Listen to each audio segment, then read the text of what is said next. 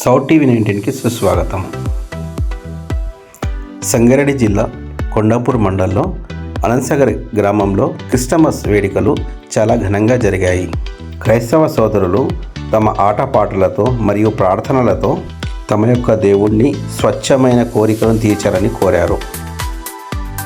ఈ కార్యక్రమంలో ముఖ్యంగా కాంగ్రెస్ పార్టీ కార్యకర్తలు మరియు లీడర్లు పాల్గొనడం జరిగింది. ఇందులో మొదటగా తొంట సురేష్ మరియు పుప్పాల అనిల్ గారు పాల్గొన్నారు.